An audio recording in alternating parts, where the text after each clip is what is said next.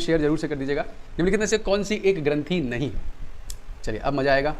Rapid fire 100 हम लोग cover करेंगे जो काफ़ी बार आपके परीक्षाओं में पूछे गए। निम्नलिखित में से कौन एक ग्रंथि नहीं है? क्या लगता है इस क्वेश्चन का आंसर? जठर ग्रंथि। ग्रंथि, जी हाँ, ये क्या है? Option number B is right. B is right, B is right, B is right. बिल्कुल। आवाज़ कम आ रही है मेरी? जी हाँ, ये क्या है? Option number B is right. ठीक तो है भाई, आवाज़ तो ठीक है, कोई प्रॉब्लम नहीं है आवाज़ में, आवाज़ सही आ रही है। दूसरा क्वेश्चन देखिए क्या है हमारा। किस साल में ओले तोमर ने इतिहास में पहली बार प्रकाश की गति की माप की थी? वो साल कौन सा था आपको ये बताना है।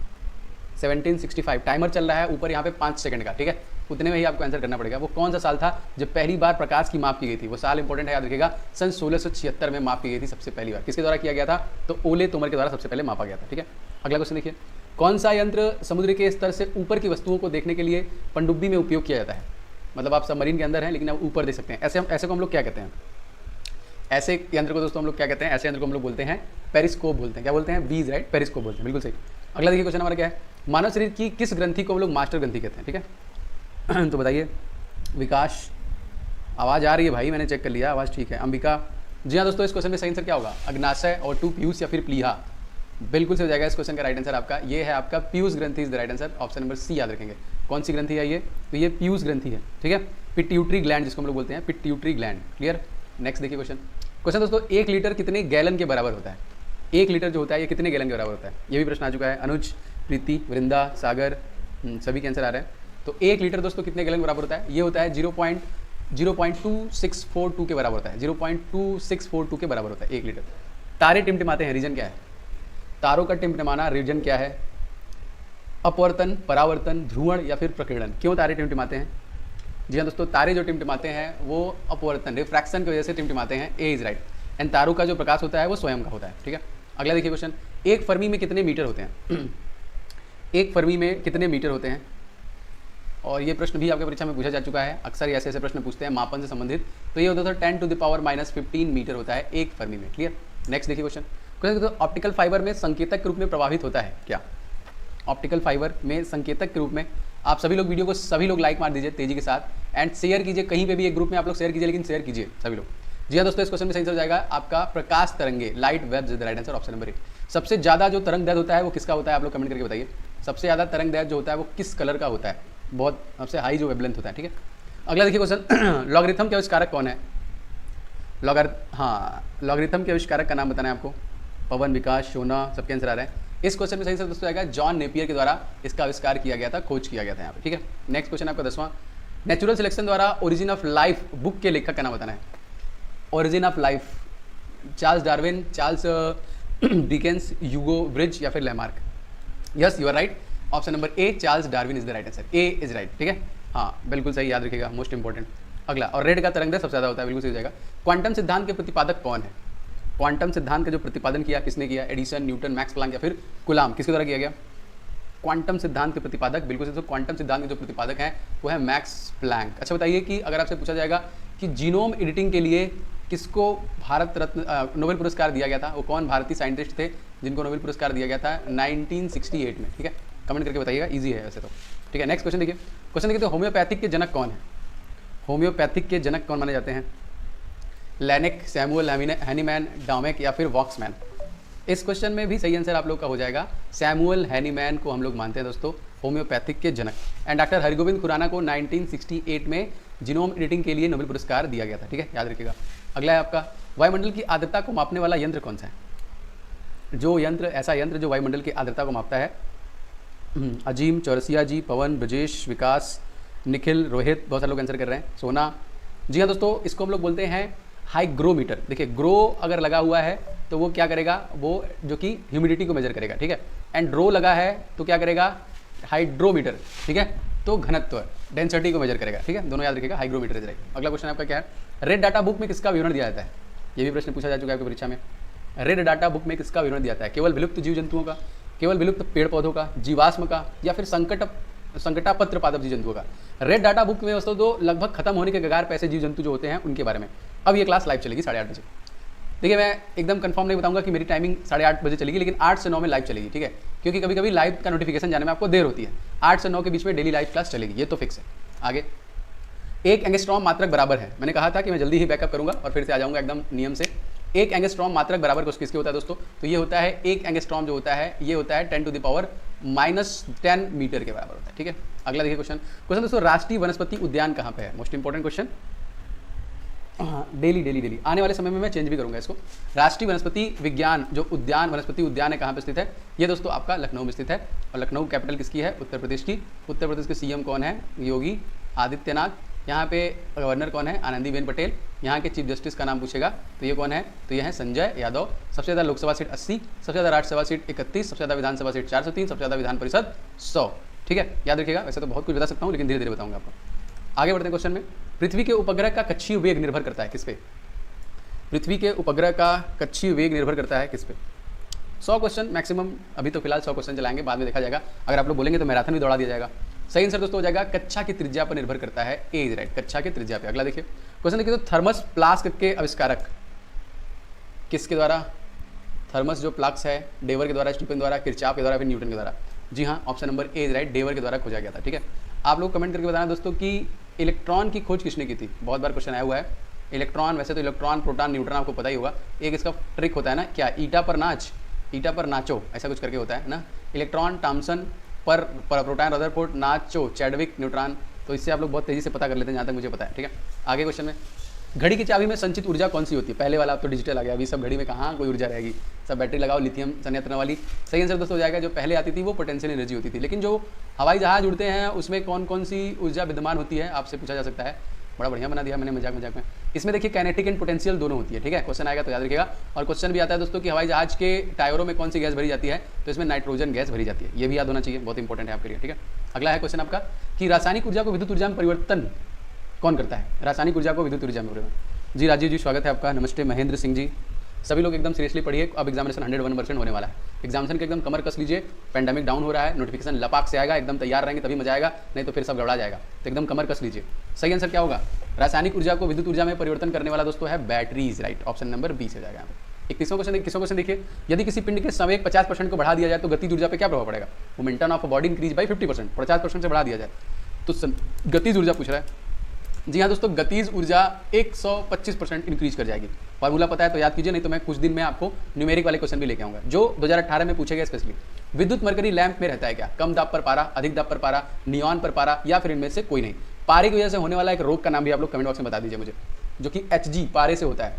फिलहाल की अगर हम बात करें यहाँ पे, तो यहाँ पे देखिए कम दाब पर पारा, जो विद्युत मरकरी लैंप होता है उसमें कम दाब पर पारा भरा होता है, कम दाब पर। और पारे की वजह से होने वाला रोग आपसे पूछेगा तो मीना माता, मिनी माता, छोटी माता के रूप में जिसको लोग जानते हैं, ठीक है, इंपॉर्टेंट है। और ये वायरस है, याद रखिएगा, बैक्टीरिया नहीं है और फंगस नहीं है, वायरस है, फैलता है। अनुदैर्ध्य तरंग उत्पन्न हो सकती है, किसमें उत्पन्न हो सकती है अनुदैर्ध्य तरंगे? एंड आप सभी लोग लाइक कर दीजिए तेजी के साथ एंड शेयर कर दीजिए दोस्तों के साथ। सही आंसर दोस्तों हो जाएगा, ये होती हैं सभी माध्यम में। अनुदैर्ध्य तरंगे जो होती हैं वो होती हैं सभी माध्यम में। अगला क्वेश्चन आपका देखिए, क्वेश्चन क्या है? 1 वोल्ट जो होता है वो किसके बराबर होता है? बहुत ईजी हो गया ये। 1 वोल्ट जो होता है किसके बराबर है? 1 जूल प्रति कूलाम, 1 न्यूटन प्रति कूलाम, 1 जूल प्रति न्यूटन। 1 वोल्ट किसके बराबर होता है?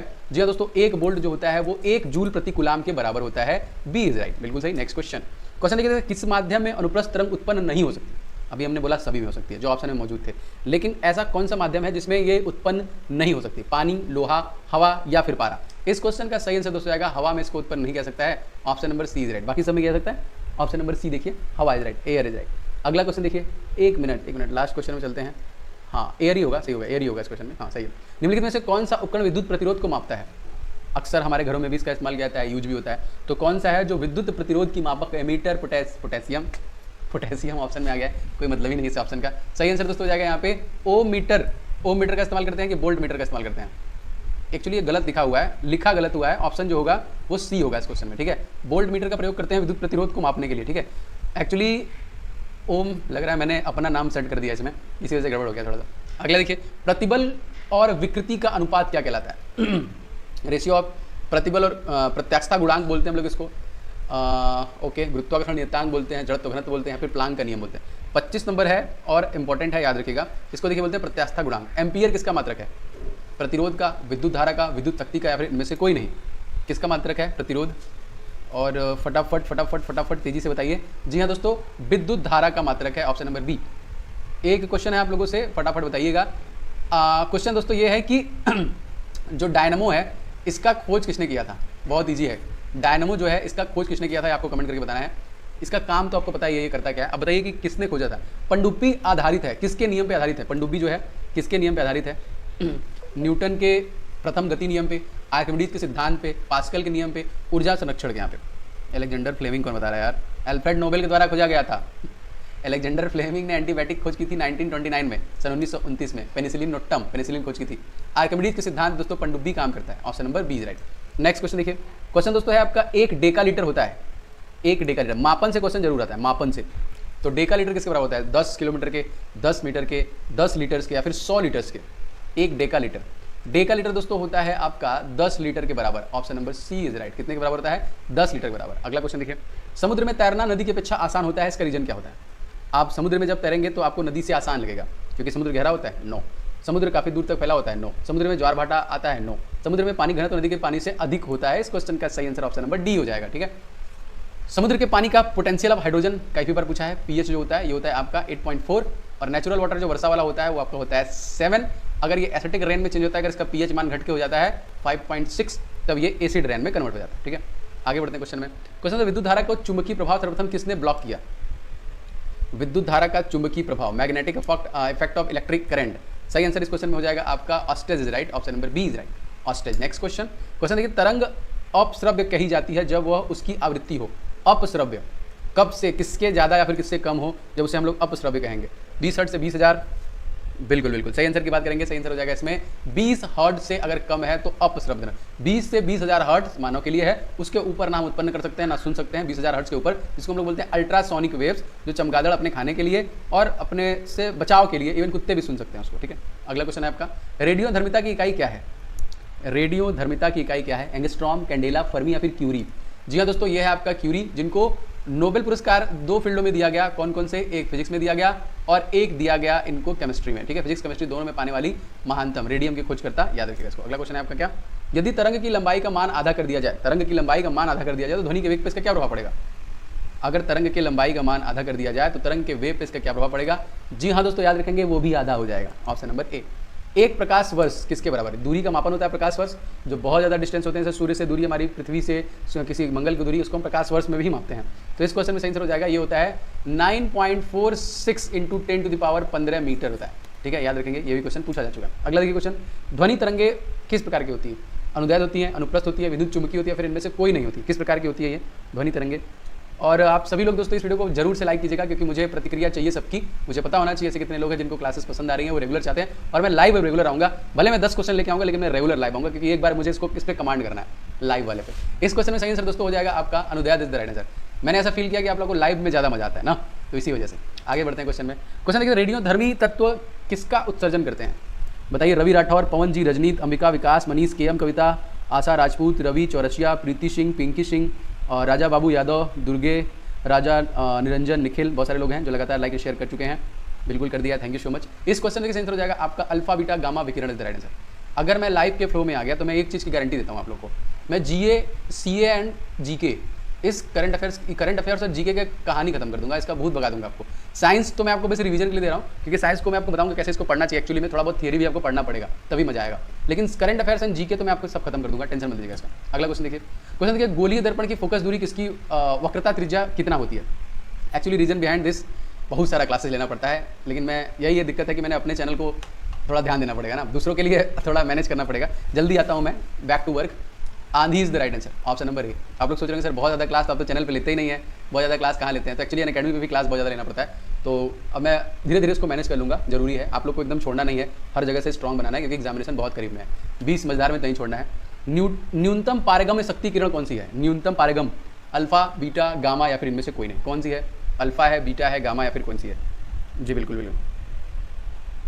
इंटरनेशनल बॉर्डर लाइन बिल्कुल बता देंगे आपको महेंद्र जी, अभी बोले तो 10 बता सकते हैं आपको। मुझे जवानी इवन याद होगा आप लोगों को भी। 49 पैरेलल लाइन, 39 पैरेलल लाइन, ठीक है। और आपका हमारा 3-4 तो हमारा खुद है, पाक स्ट्रेट है, रेड क्लिफ है, मैकमोहन रेखा है। मैं आपको धीरे धीरे बताऊंगा, टेंशन मत लीजिए। आगे क्वेश्चन देखते दोस्तों, उत्तल दर्पण द्वारा बना प्रतिबिंब होता है। उत्तल दर्पण द्वारा बना प्रतिबिंब होता है, ठीक है।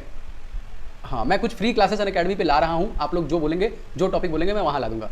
वहाँ पे भी ऐप पे आप फ्री में पढ़ सकते हैं, बस मेरा कोड या मेरा नाम OJ10 डाल के आप किसी भी स्ट्रीम में क्लास ले सकते हैं, फ्री ऑफ कॉस्ट, एक भी पैसा नहीं है उसका। बिल्कुल मैं सोचेगा कि मैं पैसे की बात कर रहा हूँ।